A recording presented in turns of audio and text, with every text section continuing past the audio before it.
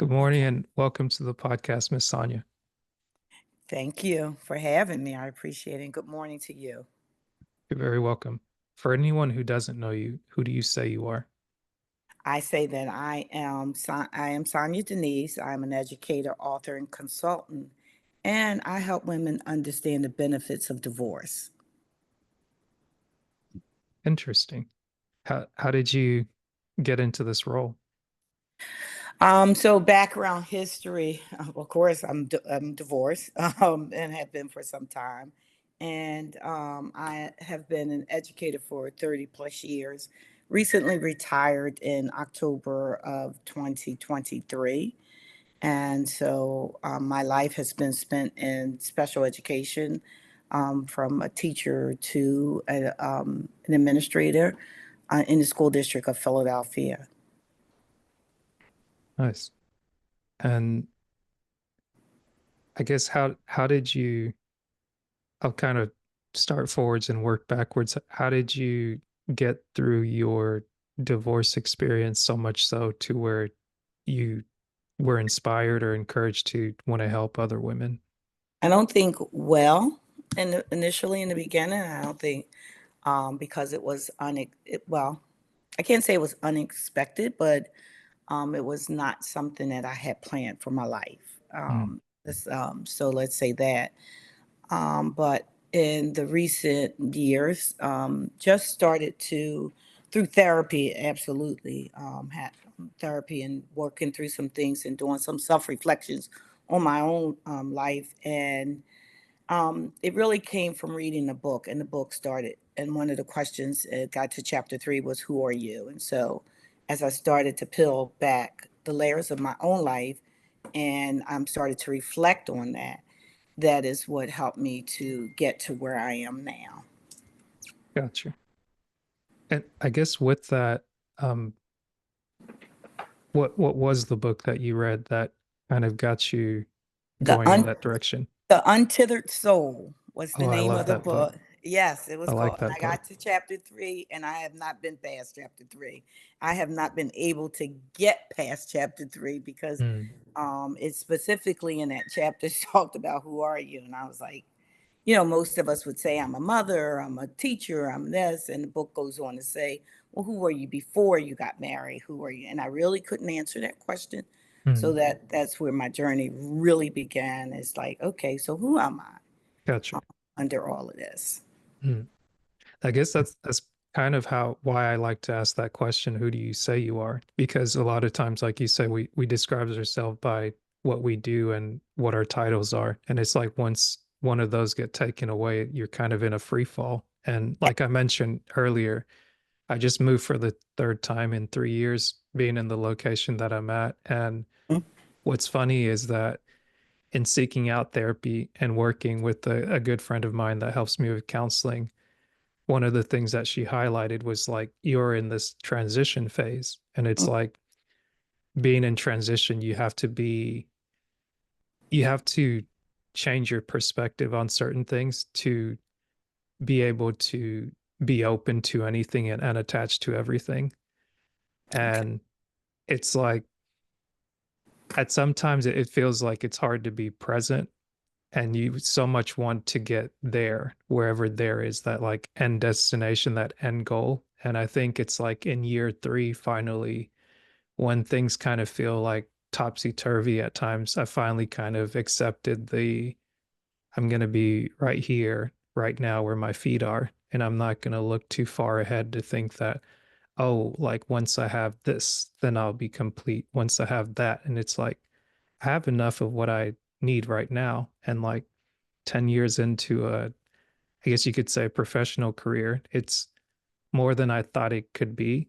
And it's progressing along pretty well. So it's just funny how like certain things just kind of get dropped into your life and you're like, oh wow, like I didn't know it was going to turn out this way, but maybe if I knew the process to get me here, I wouldn't have started.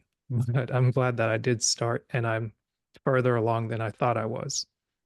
Well, I think the process is all a part of life, is where Yeah. I am. So, while there are things, some that you are not happy with in your past, and things that you wish you had done differently, but all of those things get you to where you are at this point. So I have to say that all of that is part of my journey and my process. And Mhm. so it gets me to here where I am right at this present moment. And not to say that I'm 100% completely done with peeling those things back and understanding now. But it is great that a great feeling to be at least at the starting line of doing that work for yourself. Right. Well, I guess was the book The Untethered Soul what led you to seek out therapy? Well, so the truth be told, it was quite a few things. It was that and starting to or try to attempt to date again Mhm. after divorce. Sometimes it's difficult. I have one child, and so especially with your children, because you want to make sure that through this process, or at least we think through this process, that Mhm. you're doing what you need to do for them to be okay. So trying to date, and someone said to me, well, not someone, a very important person in my life said to me, trying to love you is like trying to love a bottomless pit. And that was like a ouch, because I'm not, at first I didn't, wasn't sure what that meant, Man. because I didn't know how to be loved, Mhm. didn't think I was deserving of love, didn't think I was worthy of love. And so it's hard to accept love when it comes your way. Gotcha. So those were the two things that got me to where I said, okay, I really need to really figure out what's going on inside of me. And it didn't just start with being divorced. It Right. started way before then. And I think I buried that parts of my life out. Right. I guess, do you mind me asking how long ago that was for you? The divorce and then the process to start healing or kind of try to figure out who you are and where you are? So I was separated for quite some time before I actually divorced. Mhm. So I think I'm trying to really get dates in my head. I had been separated for almost 10 years before one day I woke up, and that came from someone on my job dying and still being married, and your benefits. And I'm thinking, oh my God, I've Mhm. never, not legally divorced, and my daughter is still young, and so I would say I have been divorced for about 8 years now, Gotcha. So but that's 8 plus. 18, yeah. Gotcha. Okay. Gotcha. Wow. Hmm. Long time, Yeah. a So very. I guess in that process, like,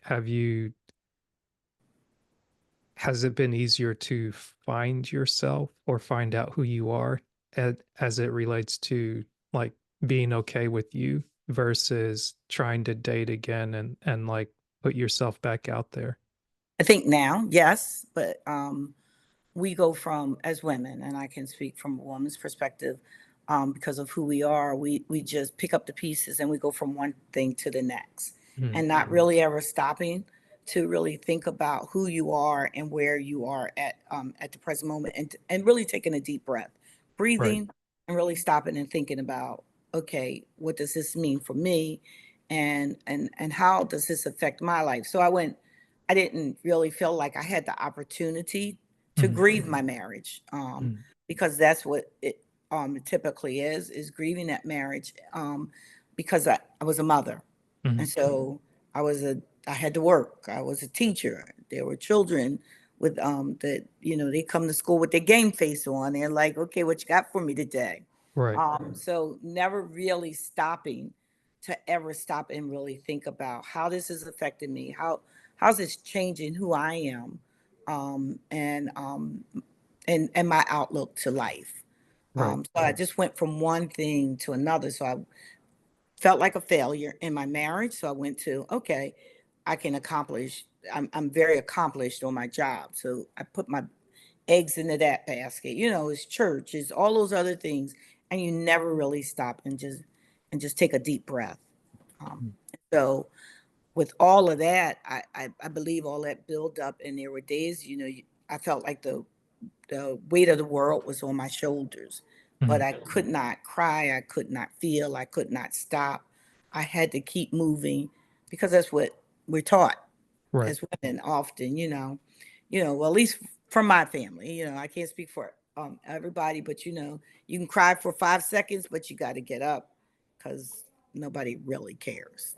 And Mm, and so I just kept pushing forward and through and thinking I was okay, thinking mm. that life was good until one day you wake up and it smacks you in the mirror and you're like, I don't, you don't even know yourself through all of this. Gotcha. And when you say you were a mother, like being a teacher, you're not just a mother to your daughter at home, but you're a mother to multiple students that you're seeing year upon year and dealing with what they're dealing with, bringing to school from home and different things like that.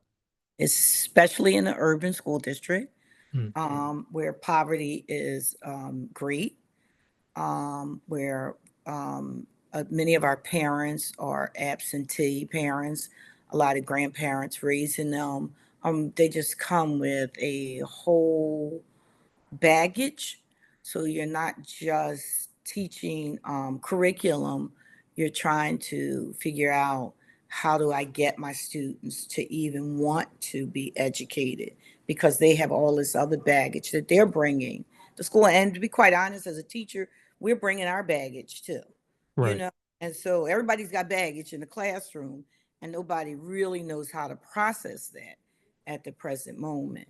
And so you're right. So you do mother children often in the schools, especially in the urban school districts, and it's very unfortunate. But we teachers will often say, I can't be a teacher all the time because I'm the mother, I'm the counselor, I'm a doctor, I'm this. You Right. have to do all those things, and then you have to decompress and come home and look at your own family, and then they come in with their stuff. Mm, So it's like everybody has stuff that you deal with everybody's stuff and you never really deal with your own. gotcha. I guess when did you feel like you gave yourself a chance to deal with your own? I would say in the recent years, really saying, hey girl, you really need some help. Mm, And you really need someone to talk to. And you really, really need to work through a lot of things that I didn't even know existed, um, that were so buried so deep within. Um, and one of them is rejection. I think a lot of that is marriage makes you feel, divorce makes you feel rejected. mm, Um, and so that was really difficult for me to have to face, and then just digging, where did that feeling come from, and why did I never feel like I was enough? And I'm hoping, and you know what, you get up every day as a teacher and you perform to your children and you encourage them and you tell them you are great, you can do this, right. but in the background you don't feel that for yourself. Mm. Have you told yourself that more recently? Well, I am working on that a lot more recently. And so just one of the things I did not say to you was that although I grew up in a Christian family, and you have a heavy Christian background, that Mm, also plays a role on a heavy load on you, yeah. because now where And I am yeah. in life, and I do more, and I read the Bible for myself. Some things that you were taught Yeah. are not necessarily scripturally. And Mm, so you carried that burden. I carried a lot of burden. Like, you can read the scripture, you're wonderfully made, and all of those great things, but those are just words on a page until you really can really feel them in your inner self. right. And so it's just a lot of weight, what a female should be like, what a Christian woman should be like. And I Mm, grew up in a Pentecostal ooh, faith, so which was very heavy yeah. on don't do this, don't do that. It was more don't do's. And Right. after a while, you'd be like, well, what can I do? Right. You I I don't know know what to exactly do what you mean. anymore. Right. I'm a preacher's kid, so it's Oh, for okay. me, I grew up with that very heavily, and it wasn't until college that I started to question things in the way of like, what is it that I believe? Because it's like you go through life where you're kind of told what to do, and then when it comes to you graduating, it's like, okay, you got to hurry up and pick what you're going to decide to become. And then I think one of the best things someone ever told me is that, like, getting a job or an internship isn't about figuring out what you want to do in life. Sometimes you get further along figuring out what you don't want to do, and then being able to have the freedom to move from there. Not saying that you should just do whatever and kind of just like, um, I mean, everyone has different things, but as I was listening to a podcast, and it's funny, I watched this clip earlier. I forget what movie it's from, but it's a scene between Matt Damon and the comedian that passed recently, like a few years ago. It was a drug overdose.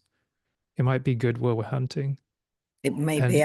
I'm not sure. someone put the text under it that said, for anyone, this one sentence will help anyone that's trying to get through trauma or that's recently experienced trauma. And Robin Williams, that's his name. Okay. He's saying to Matt Damon, it's not your fault. And he probably says it to him like 15 times because at first he's like, yeah, I know. I'm good.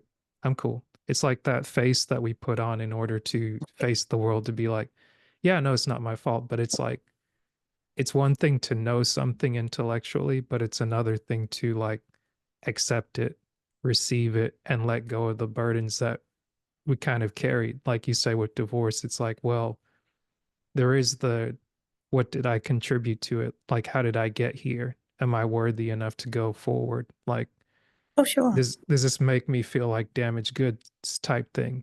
And then when you progress to where, can you make eye contact with yourself when you're passing your mirror or looking at your face in your FaceTime camera or like your selfie mode? And can you look into your own eyes and tell yourself that you love you, even if you don't believe it? Like, can you use those words of inspiration to be like, okay, this is the process or the work, as some would say, that I need to do through therapy, where it's like, out of all the things, out of all these roles that I have, all these hats that I wear, it's like, do I see me somewhere in that picture? Do I see the little boy? Do I see the little girl? Or is it just, I got to pull up my bootstraps, I got to put on my underwear, just go do life and be Superman, be Superman, be Superwoman to everybody, be Wonder Woman. But it's like, at what time do you like scale back and nurture that little voice inside that kind of gets forgotten about? And And I think that's where I am now, mm, through that process is just what you just said. It's never feeling like you're enough. right. So you can, it's almost like you can hear it Hmm. and you may believe it for the moment. Right. Um, but at the end of the day, it's like, I'm doing all these things, but it just never seems like enough. Yeah. So you always wonder the why. And not and sometimes you don't ever get the answer of the why. Mhm. But I do I'm strongly believe that I tell people all the time now, especially growing up in the African American Christian background family, therapy is a taboo, Right. um, Which is kind of because funny. It's, it's taboo. It's yeah. taboo, and it's funny because um, I just heard someone say that depression is not for Christians, Mm. and I'm not sure where that thought came from because the Bible doesn't say anything about depression. Right. I Um, guess somebody didn't read Psalms too well. yeah, I mean, it never, but because we all know that the enemy is in my mind, so I'm Mm. wrestling, in my mind, and it's just the weight of the world, and so when you speak about the little boy in you, that's what basically my book talks about is it's letters to my younger self. Mm. Now where I am, I'm able to through therapy reflect on things that actually happened, and so I can talk about them. What would I have told younger Sonya at that time? What can I tell the younger Sonya about that event or that trauma that happened in her life? You Mm. know, um, and for a long time, I also thought that there's children that's molested, and there's children that's abused. I wasn't molested. Um, I wasn't physically abused. Hmm. So you feel like, oh, you really don't have trauma. So you begin to think that what you feel and what you are going through is not really that important when it's compared to other people's lives. And that's Right. just not true. And that's Right. not true, you know. I always had, been blessed, two working parents, roof over our head, food on the table. I always tell people, great Christmas, that holidays was always well celebrated. But there were still those pieces of my life that really led, when I think about it, now that led to where I am at trying to peel all these things back. Right. And it's a lot. Yeah, that's true. But I mean, the important thing is that you started, and like you mentioned with your book, how did that process start? So to be honest, I had really started writing another book many years ago, and it was entitled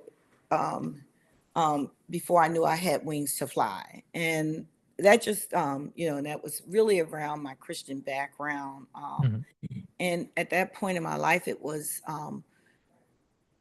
I've always been that person that wanted to do what people wanted me to do. I didn't want to disappoint, so I would. It was not my truth necessarily. It was the life that people thought you should have. But after really peeling back the onions, my book came from that. And it's the Resilient Reflections, and it's letters to our younger selves. So as I think about reflecting back on, even back to when I was a child, not just my marriage, um, but when I was a younger child, as a child, the things that there's seven of us. So let me say that I am the Mm. sixth child of seven children. Wow. Me Um, too. yeah, okay, so we have a lot in common here. Yeah. So I'm number six of seven, um, and there is a big age difference between my older brother and myself. Mm. But 10 I, plus years. yes, oh yes, yes, yes, 11 and for me. so there are things that as a child that I needed. And Mm. it's nothing against my parents, because people always think that when you talk about trauma, you're parent bashing. I'm not parent bashing, but Right. my Right. parents were not equipped to give me what I needed as a child. Yeah. And so I start thinking about events and things that silenced me as a child, Mm. and silenced me as an adult. Right. Um, And so I didn't feel like my voice mattered, because nobody really cared enough. Voice mattered. And then you put that on top of what you're taught as a female in the Christian world, Mm. that you are, the helpmate to your husband. He's the head. So even with that, your voice is silenced. So all those things brought me to where I am, and really started a journey on writing this book, if that made sense. That makes perfect sense. Do you have the book there with you? I absolutely do. Awesome. Wow. Yeah. Well, Resilient this is reflections. a draft of the book, and so I'm looking. It's a book and a journal, Hmm. because one of the thing, the other places that I am, the journal is starting to really write my thoughts out and seeing them on paper, Yeah. and being able to talk to myself, if Mm. that, and really looking at it on paper and reading it again, and really saying that this is not your fault. You Right. really are enough. Yeah. Really are better than where you've been. You are better than your circumstances, regardless of where life has brought you. Life is not over for you. And it really is a new beginning, a new start for me for life. Because to be honest with you, I would have never gone to college if I had done what I wanted to do. Mm. But I was taught that, oh, you go to college, you get married, you have Yeah. the house and the white picket fence, and life is wonderful. But life was not wonderful. Mm. And I've done all the things that I was that obedient child, Yeah. um, did what I was told to do. And so I would have never gone to college. I would have probably never been an educator. Not to say that I did not find value in it and that I didn't learn to love it. I did, but that was not my heart's desire. Well, uh, how does it feel to say that? Freedom. Mm, And that's what I want young girls to be able, women to feel free. And there are a few things is that life is not over, no matter how old you are. mm, Um, there is still opportunity in this world for you. Um, that to follow your hearts and your dreams and your desires, and not to necessarily share your vision with everyone, mm. because everyone can't handle your vision and they can't see it. And that's your Right. own family as well. Yeah. Um, and that having that personal relationship with God and really understanding what God wants you to do, for and how to live your life, and that just because you've made mistakes in your life does not make you any less of a Christian, and God does love you. Right. You know, the a beautiful thing about that, I did an interview with a family friend, um, a friend of mine from college. I interviewed his mom, and I didn't know what she did until we spoke recently. And it was funny hearing, like, you start something like a podcast and like just something out of interest, not really to, it was more like a leisure activity to have something outside of work. Because for me, I've been doing engineering, civil engineering for 10 years, doing like a little bit of construction. And these past 3 years have been foundation design, essentially. Like, people call us when they want to know, is this ground good enough for us to build on? What should we do? And the way she described to me how she viewed me was like, watching you podcast is almost seeing you having seen the world through your eyes, and now you're like, that shy little person is coming out and kind of describing or giving their take on what they see in the world, and it's beautiful. And she introduced me to a podcast called BEMA, like BEMA, and it's a podcast that a gentleman started, about asking better questions of the Bible, where he presents to you a comparison of the Eastern perspective of how the Bible was written versus the Western perspective in which we live today, and seeing that, okay, imagine if you're, outside a room. So, like right now, I'm looking out of this window. I can only see what I can see out of this window. But if there was another window, and vice versa, if somebody was outside looking in, they would see me and they would see a portion of the room. But if there was another window of the same room, someone that's outside Mhm. on my right would be able to see something different than someone that's in front of me. And it's, to that point, the way that they started the podcast, kind of explaining being in that college age where you're trying to figure things out. And it's like, okay, what's the point of all these rules and restrictions and the don't do or do's and don'ts? And it's like, okay, how am I supposed to live my life? And I think it's the first episode that they started, and it talks about trusting the story and just seeing how Genesis 1 is written as a poem and not just a literal scientific creation of the world. So then you're not here arguing, was the world created really in 6 days? Was it created in 6 billion days? And it's like, no, like, how about you put that down for a minute? You don't have to bring science into religion and religion into science. Like, two things can be right at the same time, but they don't have to, one doesn't have to devour the other. And something that was kind of freeing in listening to him was that truth is something in the Eastern perspective that's unraveling. And it's not meaning that we need to abandon everything we've learned in the West, but it's like being able to have a different perspective on things gives you more to work with. And something that you might not understand today might become clearer tomorrow. And I think, to the point of what you say about, um, how we grow up and what we're taught to do, we're kind of taught to compare ourselves to other people.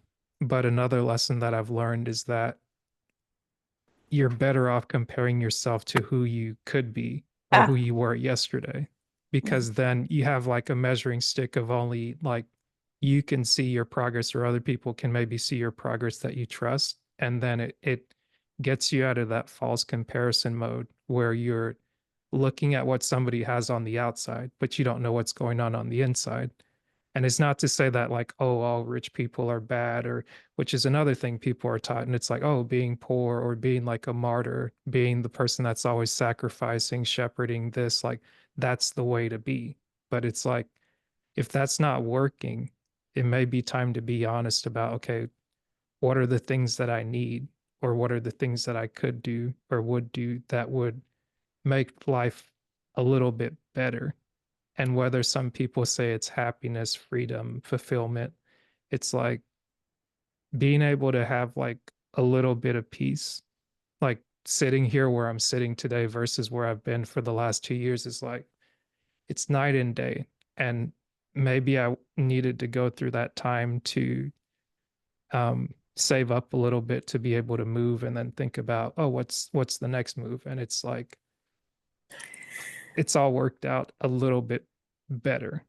Yeah, I think to your point, Crystal Renee Hazlitt, I love her podcast. Mm, Um, Keep it positive, sweetie. And one of the things that she must have said earlier in her podcast um, was that comparison is the thief of joy.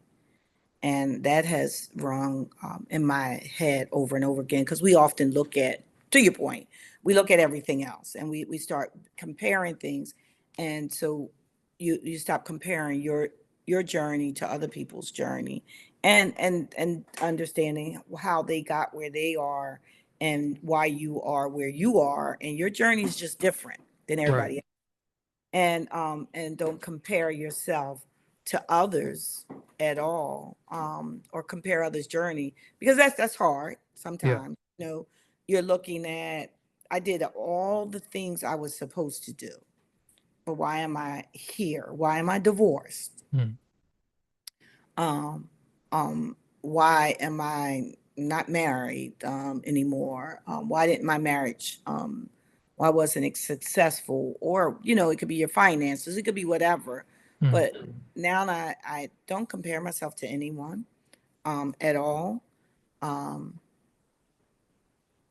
I just want to know what it is so that I can complete my journey or complete whatever it is that I'm supposed to be doing in life. What is it that my assignment? What is my assignment mm. that I should be doing in my life? Gotcha.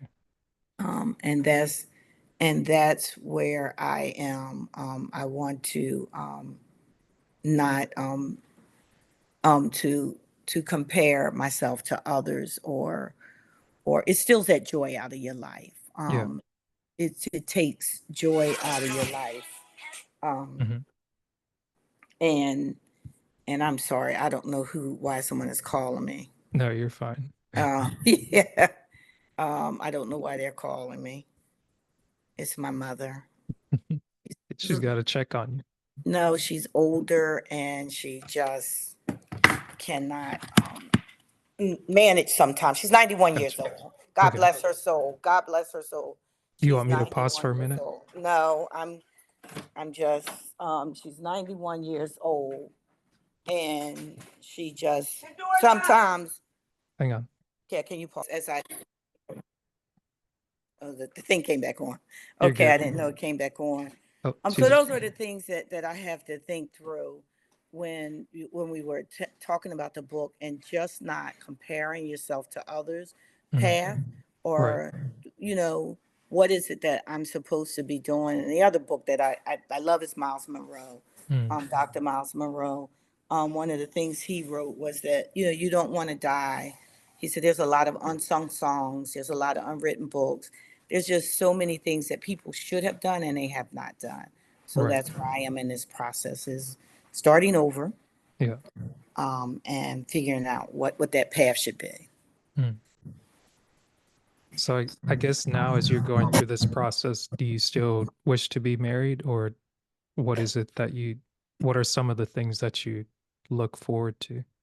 What do I look forward to? I look forward to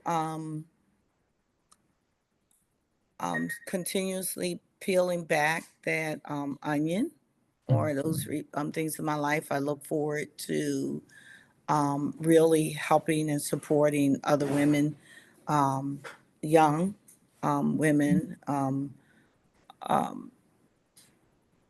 really figure by at a young age, not wait until you get 59 mm, um, to um, to figure out to live your truth, to be your authentic self. mm. And so those are the things I want to be my authentic self.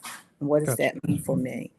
Just being me and not living my life or my dreams through other people, whatever other people think Hmm. or believe in. And one of the things I talk about in the book is my tattoo.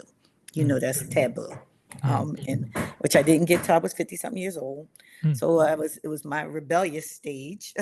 um, so, but you know, it was like, and if you could see some of the faces of people that I grew up with in my, from my church and my Mm, Christian journey, um, it's like, oh my God, you got a tattoo. And there was a part of me that was ashamed of that, but then there's that part of me that says, you know what, this is the beginning of, I'm living my truth, I'm living my life, and I mm. want to be my authentic self. And yes, I want to be married again. Yeah, Um, that's good to hear. yes, absolutely, absolutely. Yeah, that's good to hear because I guess sometimes recently when like sometimes yeah, I hear buzzwords and I I think it's worth having a conversation with someone where you can let them say in their own words what it is that they want or desire and kind of the reasoning behind it, because otherwise you get boxed into bumper sticker sayings and people just say stuff and it just gets parroted out there Yep. without any context to it. And I think sometimes what would you say is maybe a misunderstanding about freedom that you didn't consider, or maybe people misunderstand what freedom is? Or Ah, do you think people have an understanding of what they mean to be free? Or like it's I, not like when I think about freedom before, it was like you do what you want on your own terms whenever you want. But it's like you still have to have some kind of parameters or guidelines, because then it's like if you're free to do whatever, at the same time you could almost do nothing. And then it's like if you choose to do nothing, you kind of paralyze yourself with indecision. And then so if you the reason I ask what does freedom mean to you and what do you feel is misunderstood about freedom is mhm. to also kind of think about it for myself. Like in learning to ask better questions, I'm hoping to inform myself and also kind of interrogate what it is that I'm doing in life and try to figure out, okay, is this working or is this not working? And then what do I do with that? So let's go back to your first part of the question. Mhm, It's a wonderful question. And I don't think most of us think of what freedom is. I don't get the impression that freedom is that I get to do what I want. You know, we don't live in an absolute world. That's just not, you know, because there are laws of the land that you must abide by. And I still believe there are perimeters that God has set for our lives. I am a firm believer in God the Father, the Son, and the Holy Ghost. I'm absolutely there, and mm, I do believe there are things that He, you know, He has set for us for our lives and the way He wants us to live our lives. And there may be things that I'm convicted of that you're not, and there are mm, things that you're convicted of that I'm not. So I don't believe freedom is that I just get to live absolutely, but I do believe freedom is being my authentic self. mm, I think freedom allows people to really be who they want to be mhm. and who they believe they meant to be. Right. And what I mean by that is that I but I know, because I'm not gonna say I believe, I know for a fact for myself that a lot of things, a lot of thoughts, a lot of feelings, a lot of emotions, who I I believe I could have been, never could have been a singer. So, don't worry about that one.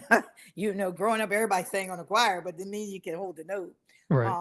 But I wanted to go into the entertainment world. Um, I have written some plays along the way. Mhm. We've had some on in major theaters in the city of Philadelphia. But it would have allowed me to be my authentic self. My parents did not believe that acting, entertainment world was sustainable, and you Mhm. could not do that. So I believe freedom is to really, as you grow in life, to be who you are, be authentic, be yourself, speak your truth, Right.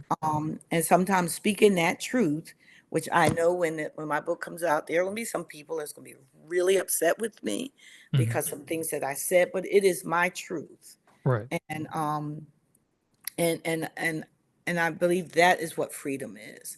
Yeah. Of course, living your life by the laws of the land, because nobody wants to be in jail, be locked up, be in prison, and obey God. But even when you're not,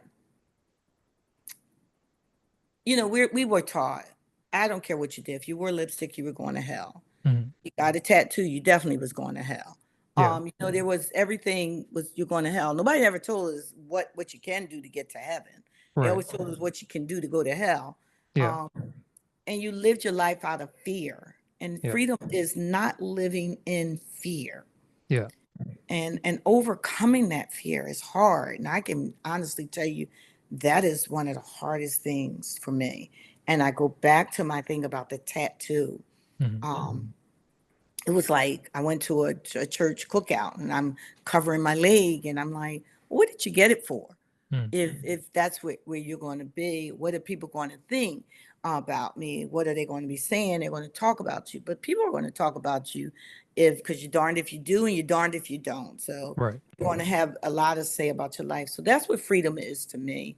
Is I'm learning to be me, be Right. my authentic self. Who I am is who I am. Either you accept me or you do not accept me, and I'm good with that. I'm Yeah. okay because along the way you're going to, while through this process you're going to lose some friends, Mhm. some relationships are going to change, some are going to end. Mhm. I heard Tyler Perry say this, Mhm. and it's not that I'm going to be the next Tyler Perry in the world, or anything, but he said that it's like a rocket when there are boosters on a rocket, and when the rocket takes off, the boosters remain. That's the way life is. So Mhm. as I'm going through this process, I'm like rocketing into me and who I am. That's what freedom is for me. Yeah. And I won't ruin the analogy. Huh? I was gonna say at some point the boosters do come off so that you can keep going. Going up, right. Yeah. Yeah. Yeah, absolutely. And that's what he was saying. And I'm guilty of that. And I have to be honest with you. I am that person who, while I never thought I was good enough, but Mhm. anybody that has been in my circle, I'm that encourager. You can do it. You can fly high. And I think I have to bring everyone along with me. You Yeah. can't take everyone with you. That's true. Just can't. And you have to learn um, who you can take on this journey with you. And while everybody say they're in your corner, they're really not in your corner. And Yeah. for me, that hurts, you know. And I believe God has sometimes damaged relationships for me because I didn't know how to let go. Mhm. I've always it feels like over the past couple years I've had a hard time accepting the statement people are in your life for a reason and a season. And Mm-hmm. it's like you just keep wanting to hold on, thinking, oh no, surely not this person. It's like I just got this. Like you Right. keep holding on, thinking it's like if I let go, I'll never get it back. And And to be honest with you, I should have mm, never gotten married. mm. I talk about that in my book.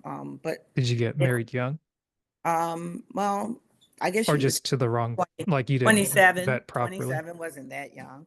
Right, But right. you go to college, you graduate, you get a great job, you get married, you have children. I'm Hmm. going to follow the trajectory that my life or trajectory that I'm supposed to go in life, Hmm. and keep it moving. And but to be honest with you, I did it because I felt that that's what you do. Social And pressure. yeah, and living my life according to what I was taught and what people think, you know. Yeah. Um, and I can honestly tell you, my husband loved me Mm, as I look back. I was the girl that, church girl, that did the right thing, and he did not believe that I would divorce him, mm, neither, because I'm not from a family of divorce. My parents had been married 65 years mm, um, before my father passed away, and he just, by my teaching, I would never divorce him, and he could just keep doing what he wanted to do with whomever he wanted to do it with, right. and that I was just going to take it. And so I can honestly say, and that hurts still. I have to be honest with you. Yeah. He never loved me. Um, I was almost like the something trophy that you could sit on the shelf. Yeah. Yeah, and that still hurts, and so what I thought was love really wasn't love, Mm, and I can't say I was in love as I look back on it. right. I guess maybe you practice the love like it's written, like the patience, the kindness, the not holding a grudge. But it's like there's that part about you're right to forgive, but there's some things you don't need to forget so that you don't remember, you don't repeat them It's a fairy because it, tale. yeah, because Mhm. I mean, I think there's something to be said about, this may be a little unrelated, but like the Pixar movies, they seem to do a good job. And I keep wanting to rewatch it back because I fell asleep during part of it, but I think I caught the important parts, which was the Inside Out movie, the second one that they made. And I won't spoil it for anyone. This is I just think that they do a really good job, like filmmakers, especially when they take their time because it's 10 years from the time they put out the first one to the second one. And they really did a good job through telling the story of this little girl expressing what's going on internally and what that kind of looks like.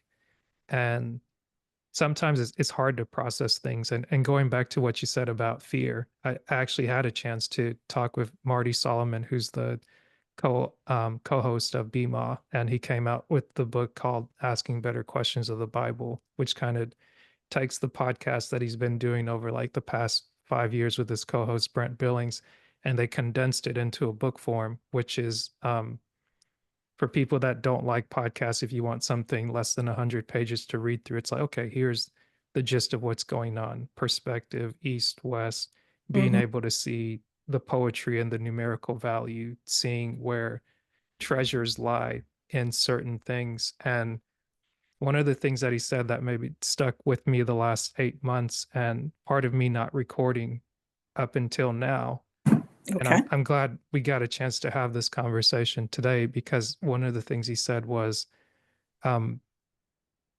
you have things like desire and fear, and you kind of grow up thinking like, oh, you shouldn't like lust after things, you shouldn't like have this desire or ambition in your, it's like you don't want to hold on to things too closely.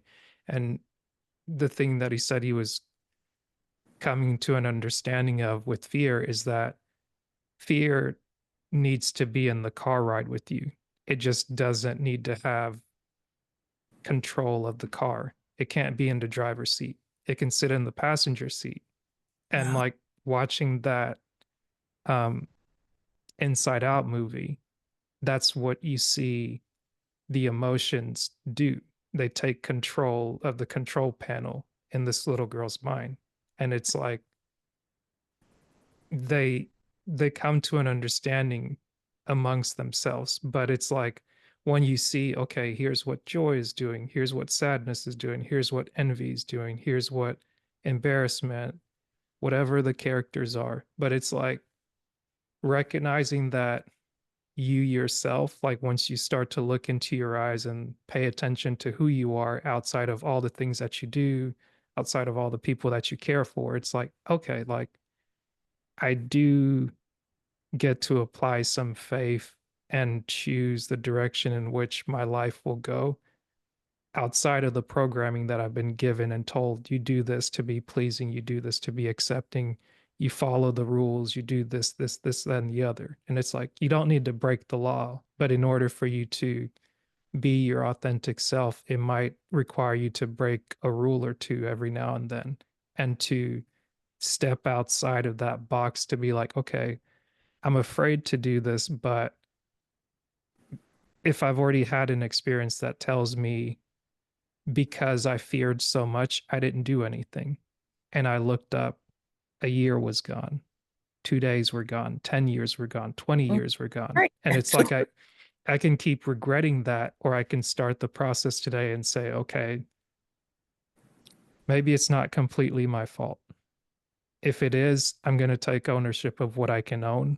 But after that, I'm going to have to move forward with the smallest thing I can do and stop trying to carry the weight of like saving my family. It's like you might kill yourself trying to like take on the trauma and drama of all your family. It's like, no, like, yes, everyone wants to break generational curses, but it's like, you're not the cursed one. You're not God. You're not the one that just comes in and says, okay, like, wave the wand and do the thing. It sounds good. It sounds powerful, but it's like, it might be best to do what you can do in the moment and learn to let go of what you can't control and And, try and, to and make peace with some things. and I think that comes from when I'm listening to everything you're saying, and really not operating in fear, because I don't know if we realize that, but we raise our children often to operate in fear. Right. And when I say that, operate in fear, well, if you do this, all these horrible things will happen to you, Mhm. you know, and you're always thinking, all these horrible things happened to me because I did something wrong. Mhm. So you're always operating in that fear.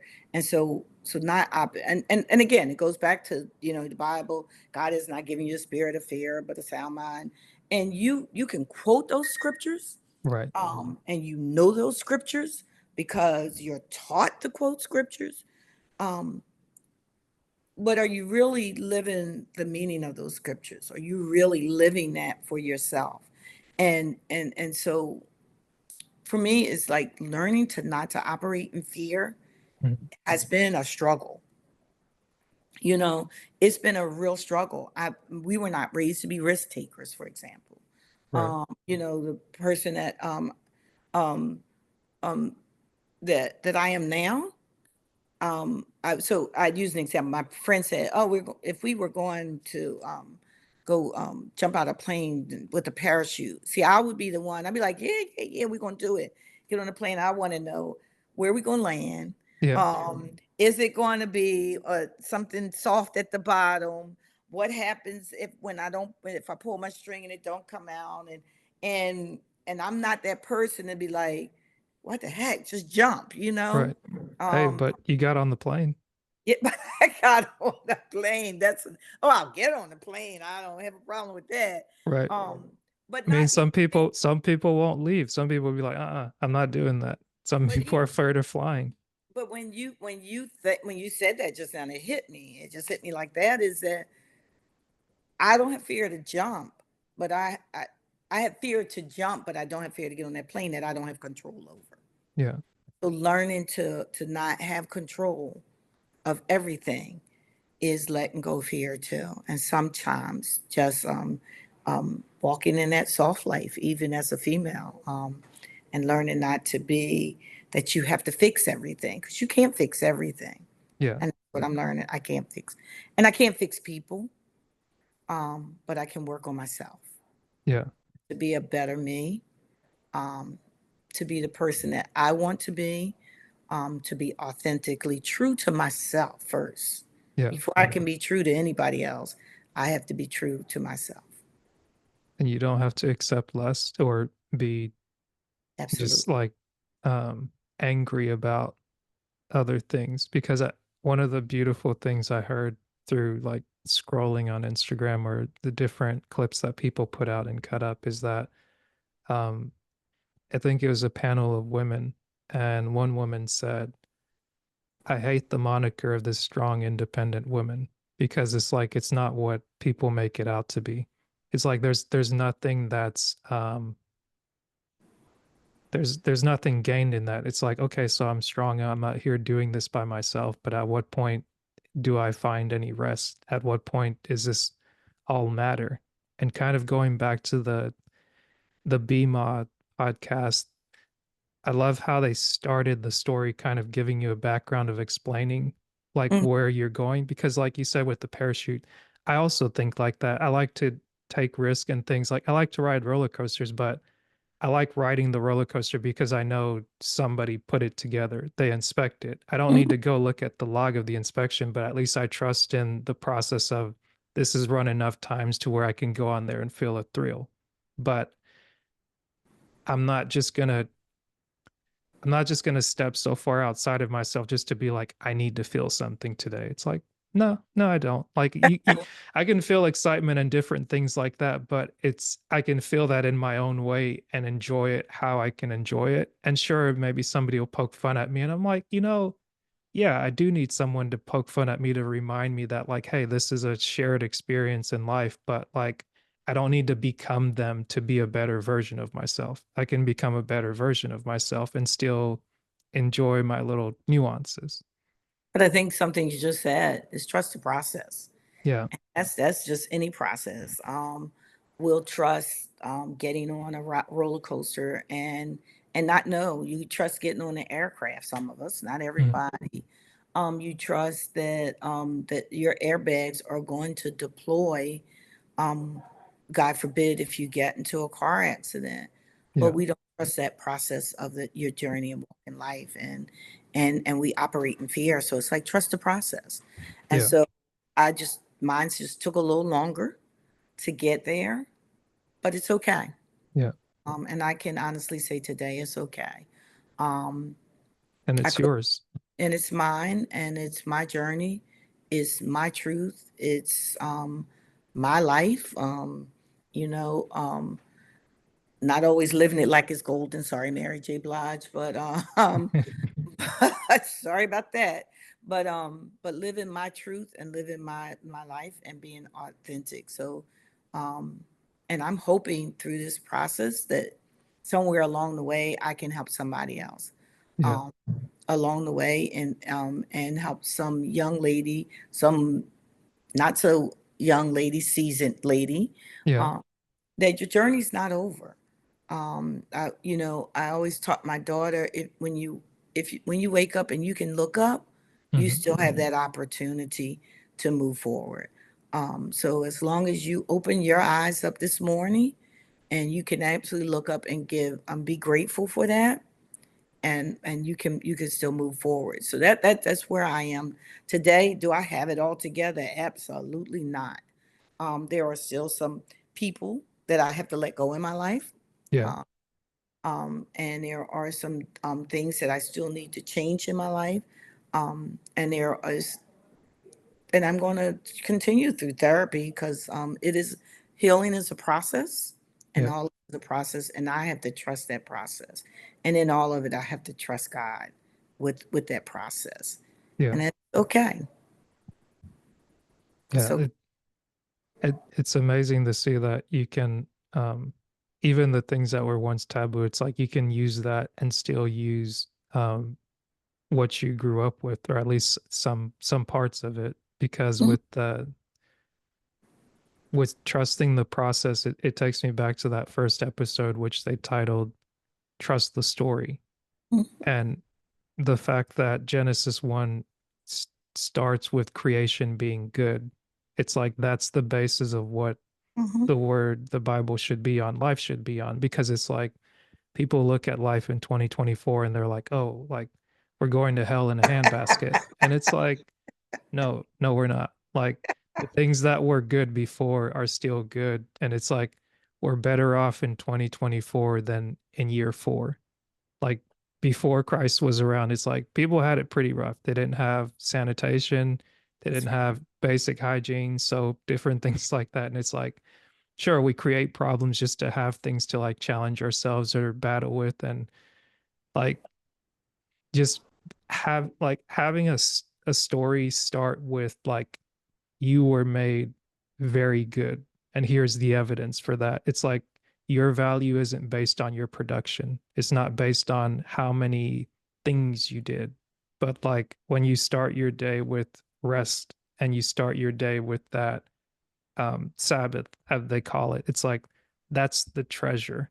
It's not, oh, like, who are you going to become? It's like, no, like, you already created to become what you're going to be at the end of the day. And if you trust that, no matter all the different things that come, and seeing them walk you through that step by step by step, it's like, okay, like, um, I might not believe in the circumstances that I find myself in right now, but if there's some truth in trusting this process, trusting this story, then there's got to be some truth in it. Like it can't just be, I'm walking out here like an idiot, just gonna go walk into traffic. It's like, no, that's not part of the process. Like that's got nothing to do with it. It's like there are warning signs and things on the way to get there. But like when you woke up this morning, like you woke up. It wasn't just hell. It's like you might be in pain, you might be somewhere different, but it's like you woke up. Even if you've lost this, this has happened. It's like you're here. There's something else will come of it, but like starting with the good instead of just you're bad, you sinned, you did bad, like all of these things are going wrong. It's like there's no hope in that. There's no life, no light, no nothing in that. It's just like, okay, well, let me actually start at the beginning and not just what someone said. It's like this is written this way for a reason. It's not just let me just put my spin on it and do whatever I will with it. It's just that that's something that was very encouraging. And being able to talk with you during this time, having the patience to say, okay, we were looking earlier in the year, but it's like being able to actually have the confidence to say, no, I need to regroup. Like I don't need to do this to just put stuff out, create content, as people would say it. It's like, no, this this isn't my primary job. I enjoy doing it, and I'm glad that having the time and the space to heal and to really gather myself, move into a brand new space that's refreshing, cooling, quiet, calm. Don't have to worry about people running up and down the stairs above me, screaming, yelling, all that. It's like I think this is a good start to a new beginning. I think two things. You have to fight for your healing and you have to fight for your journey. And what I tell my daughter is, and I would tell anyone, and I tell myself this, you can't be a spectator. Mm, You have to get in that ring and you have to fight for your journey and your healing and your peace. Um, and um, and so one of the things I always say to anybody that I am protecting my peace, mm, and I'm fighting for my peace, and whatever what that looks like. Some days is me going off and just being by myself, and just being in the quiet stillness and hoping and praying that God would give me some direction at that moment, mm, because I am clear that He does not always respond when we want Him to respond or how we want Him to respond. But you got to get up every day with that fight. And whatever that looks like for you is what is for you. So right. I walked away from what most people would say making almost $200,000 a year is a great job. You know, you had a good job. But I walked away from that, and just said, you know what? Enough is enough. It was a lot of pressure. Um, it came with a lot of people having things to say negative about you some days. And there was a lot of crying Mhm, through that process. I supervised well over 300 people. So dealing with all those personalities, coming home, dealing with personalities, and then dealing with my own stuff at mhm, that moment. One day I said, you know what? Enough is enough. And I can tell you, part of it is even with my mother, love her, love her, love her, love her. yeah. But she said to me, you're going to every time I'd say those words that I walked away from a six-figure job, she goes, she turns her face up. But that's because I've been living the way you wanted me to live, but I'm Mhm. no longer willing to do that anymore. And if that means I have to start from ground zero and work my way back up, then so be it. Yeah. That is really where I am today. And I'm hoping and I'm praying that someone will hear my story, and realize that they are enough, Yeah. because you really are enough. And that's something I try to remind myself every day. You're enough, and you are worthy of being loved, and you are worthy of love. And what does that look like? I'm really truly learning what love is. Mm. I can't tell you I always knew that in my life, Yeah. because I didn't always feel it. Not from my parents, not from my ex-husband. Um, I can't tell you I knew what true love was. Yeah. So That's you, beautiful. yeah. And I think to a point that you made earlier about making an impact to a young woman, I think in doing that, you will also make an impact to a young man and many young men. Because I think one thing that's been a breath of fresh air is that being able to interact with different people and seeing that the more you become a little bit of what it is that you're seeking in the world, the more you attract the things that you seek, and you kind of get what you want without chasing after them. And it's kind of refreshing because it's actually like, okay, like you're reminded that you got what you needed without chasing after it, and it doesn't feel as exhausting because you've stopped doing all that running, and you finally caught you've gotten some of the things that you needed, and it was just at a better time and place of peace. Yeah, chasing your peace. I mean, that's what this. Once you find that peace, and so I was glad that, like you said, you know what, I'm going to cut off everything, take time for me. Yeah. Um, and we never do that because you're always busy. You think about, as a parent, you work Monday through Friday, but your day never ends. Sometimes it's 11 o'clock. Mm. And by the time you lay your head down, you're so exhausted. Saturdays was spent, doing all the things, preparing for the week. Sunday, you're in church all day, Yeah. especially if you're Pentecostal. Um, you're- my my daughter says, that was abuse I suffered through. I said to her, "You were abused." She said, "Yes, we went to church 7:30. You went to Sunday school. It was at 11 o'clock. Came home 8. You'd be back at 7, and then Monday morning you're back. Or you start all over again." Yeah. So kudos to you, kudos to you, and for showing other men that it's okay to say, you know what, I'm going to stop, regroup, and really think, because I think that's even sometimes harder for a man than it is for a female, because there's so great expectations from you. Yeah. And so kudos to that, but you're right. Sometimes just cutting yourself off from the world, social media, everybody, and just let me regroup. And so, as I go continue through this journey, um, I'm not just selling a book and a journal. I am, hopefully, really getting my brand out there and Yeah. being able to speak to, women, Yeah.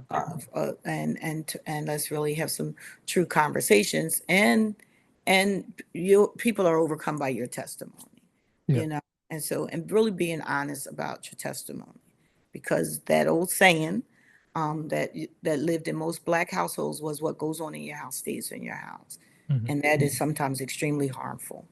Yeah. Um, it's detrimental. And so sharing my truth and my stories, may make some people mad. Well, it's not may. It will make some people a little upset with me. Hmm. But it's okay. It's okay. And I have to be okay with that. And so that's one of the things that I had to be okay with. Yeah.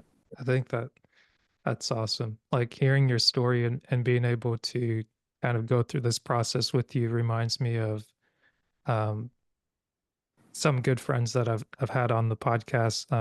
I'm not sure if you know who Eric Thomas is, the hip hop preacher. He's out of Michigan, Oh, I have to look them and up. I think it's Lansing, Michigan. Oh, And being able to hear his story, like read his first book, where it starts with the audio version, is just he's cursing out his mom, and being able to see him go through the process on YouTube. Like 2016 was a really big year where, or before then, even like putting out these videos. Thank God it's Monday, like every Monday, putting out a video, and people were just like drawn to him. But having a chance to actually meet his mom and interview his mom on two occasions, she wrote a book. Her name is Vernessa Thomas, and she talks about like having him young, I think when she was 16, and kind of dealing with those expectations and mm, traumas and things like that, and being able to take her book and also treat it as a workbook and be able to discuss it with other single moms in that fact of where like she started out as a single mom but was able to get married and then go through the process of raising him and her other kids, but also having that personality of service, where if you're familiar with the DISC assessment, it's like the S very much personality, so. Yes. where it's like you're the you like people and you like to do things for people, and it energizes you to um perform tasks. But it's like people have, they form an expectation where they're just like, oh, Sonya will do it. It's like, yeah, you can do it, you can do it, you can do it. And it's like you're, it almost turns into abuse, where it's like your talents and your gifts are being abused because it's like Oh, you don't really get a say so in what you want. But then when you're able to step back and to be like, oh no, I need time for me, just because like I have time, it doesn't mean that the time that I have is set aside for you. Like I need to set time aside for myself. So it's funny being able to joke with that and like meeting her from a distance, but then being able to have a conversation and be like, wow, I feel like this is a long lost friend. And we just like kind of pick up and chat like we've been chatting. And no. also talking with Patrick Pete, who's a good friend I kind of met through that Breathe University community. And his book was Discover Your Gift. And is so encouraging, like hearing him and his wife talk about his book, how they took it through his church, and they did the same thing similar as a workbook, and hearing how excited he was about how excited his wife was for the book that he had written. And he's like, I don't like, they've had a great um marriage and she recently passed away, which was like a big blow. But like just hearing that the dynamics of the relationship, but then being able to create something that someone so close to you is like, you really did something with this, is like, wow, like it just feels good to be in good company of people, where that's why I want to highlight you and other people like you to say, the world isn't all that bad, guys. Like, this is what's really going on. Like, all the noise that's going on, all the distractions that people are showing you, it's like, that's not real life.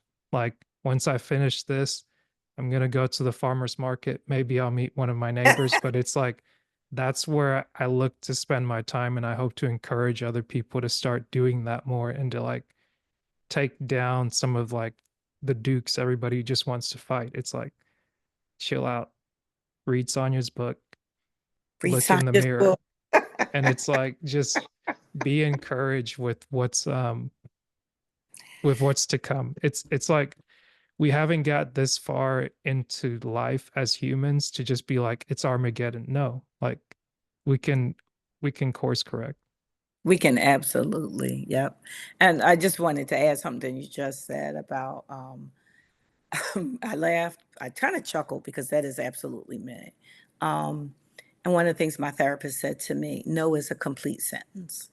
100%. Um, she said, no is a complete sentence, period. And she said, you don't owe people an explanation behind that no.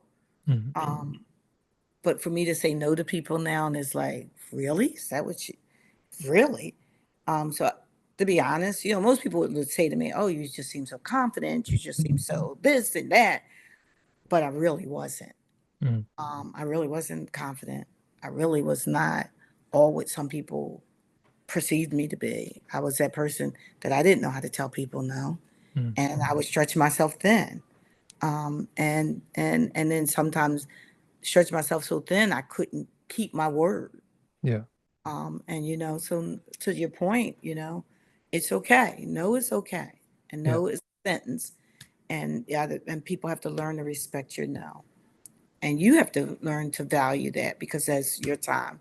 And when, like you were just saying, when I end this, I have a few things I have to do around my book launch, but overall, I'm going to the flea market, or I'm going, there are things that I enjoy doing Mm. and spending those times doing some things that I enjoy doing. So life is not over. I don't care how old you are. Yeah. Um, you can start it over, and new beginnings can happen. And I do feel like I'm in my new chapters of my life. I would agree. And I would say you will be married not just on a hope and a prayer, but on the work that you're doing with the action. It's like those two things go hand in hand, and seeing it go through that process. Like I've been journaling since 2017, like intensely or kind of casually, but like seeing the process of people go through writing a book where it's like you've got to write down your words, but then you've got to reread it, interrogate it, and make it to where it's something that somebody else would be want to be able to read. It's like that. Salute to you on that. I think the most valuable, if to that point, the most valuable thing I've in my book for me is finding my voice. Mm. Is finding my voice. You know, we were taught girls should be seen and not heard. Mm.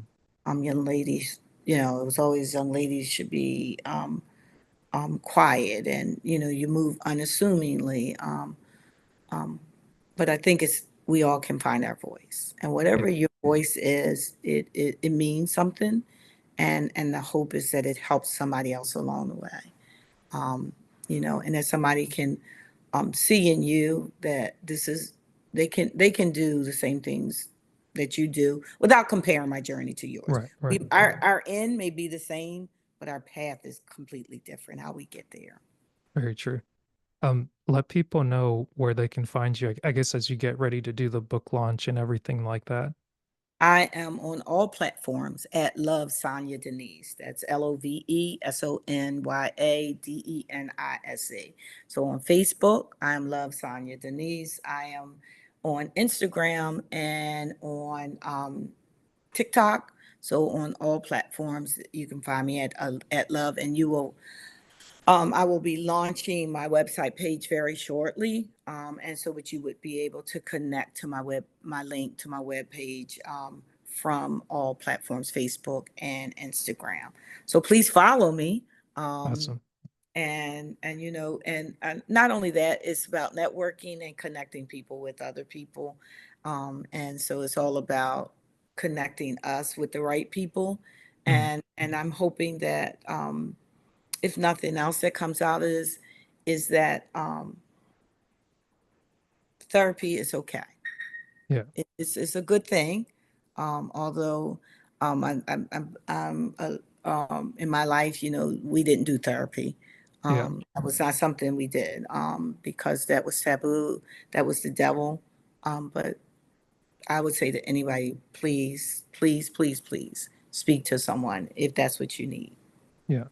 And even to that point, it's funny because going through multiple therapists and trying to find the right one Yes. in and reconnecting with the therapist that I spoke to for over a year. And I think we were doing like 3 hour sessions, maybe. It's like I really I was blessed to find this person because I reached out to get back in the job market after taking a couple months off. Okay. And it was I was like, I need help putting my resume together. And initially I didn't want to do it because I was like, well, I could do these things, but it's like, no, let's make the effort to pay for it and then free myself up mentally from that. And we went from updating a resume to maybe spending a good month to 3 months and then later a year to like, let's get Asher right and let's correct what's going on with the person and the man, and not like the piece of paper, all your accolades, they're not going away. And it's like your muscle memory and things like that will come back, your confidence will come back, but it's like you have to address the man in the mirror before you worry about who you have to perform for or ascribe to be and things like that. Absolutely, absolutely, and finding that right therapist. Mine is off on maternity leave, so I'm Mm. happy for her, but I want her to Yeah, come back to work right. But because he was my bad. perfect for me. Yeah. But even for that, it's like even being able to reach out and like doing things remotely and things like that. It's like when you connect, it feels good. But then Yeah. even when you're not able to connect, going back to some of the notes and be like, oh yeah, I did do the work. Like I went through this, and then it stopped being like work, because it's like being able to divorce the idea of like you've got to grind. And that was one of the things that I got from like ET and watching a lot of the videos where you're excited about like work mentality, going back to like the Egypt slavery type thing. It's like, how many bricks can you make? Like, how good can you be? Like, where do you measure up with everybody? And be like, okay, let's put that down for a minute and let's look at like you are made very good, and like you have uh inherent value. And if we start with that, everything else can kind of be shaped around it. And being able to divorce myself from the idea of i have to I have to do everything in life regimented. For some reason, I thought in my head, like, if my eyesight goes, if my motor functions go, I'll put everything up in a spreadsheet or write it down in a book to where, like, either someone will be able to pick up where I left off, or I'll be able to kind of like retrace my steps. And it's like, after a while, I kind of realized that defeats the purpose of living life. And like you can't plan everything out. It's good to have a plan and to work your plan, but it's like trying to live life in a way of like, um when things go wrong, this is what I'm going to do. And Mhm. it's like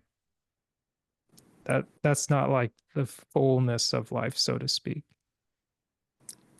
Good point. Got to be able to pivot, right? Yeah, Have most to be able to definitely. pivot. You have to be able to pivot. And I'll get you out of here on this last question. From the Sure. first question we started with, are you still who you said you were? No. You mean earlier in life or from this conversation? Both. Oh, well, earlier in life, absolutely not, because I've discovered who I am. Mm, And I've just and discovered my purpose in life and what it is that I should be doing with my life. In this conversation, yes, I felt like therapy, but but it was good therapy. It's always good to hear yourself and to think back through things, um, because I do think that we evolve every day. You know, it's mm, like you're just continuously growing every day, and you discover new parts about yourself. yeah, And that could be from, you know, weight loss, weight gain, whatever it is that it is. But am I who I was even last year at this time? Absolutely not. yeah, Um, and I am grateful for the change. There has been a lot of tears, a lot of crying, and I will reflect back on even this conversation that we are having now, and think about things. And the one question you asked me that really resonated with me was about define freedom for me. mm, So that would be the change that I would have from this conversation, is what really freedom is for me, because I had really never really thought about it in that sense. But yeah, so no, I am not the same person. I'm very grateful. I thank God for the changes that He keeps working on me. And there are some days I beat myself up still. yeah, Um, and there are days where I just feel like, what are you doing, girl?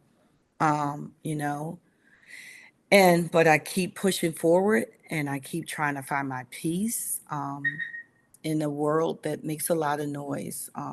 And so sometimes you do have to silence the noise and really um, sound and the distractions. And yeah, that whatever they are. So no, I am not the same person I was even probably a month ago, as I am today. And from this conversation, there are pieces of myself that were revealed to me. Awesome. Well, thank you very much for your time today, and it was a pleasure to do this. I'd almost say this feels like the first recording of 2024 for me, but it's been fun, and I'll do my best to have it over to you and out by next Thursday, the 1st of August. Thank you. Thank you for having me. I appreciate you. Okay. And thank you. And I look forward to, communications in the future. Yes, ma'am. But okay. You're Thank always welcome back.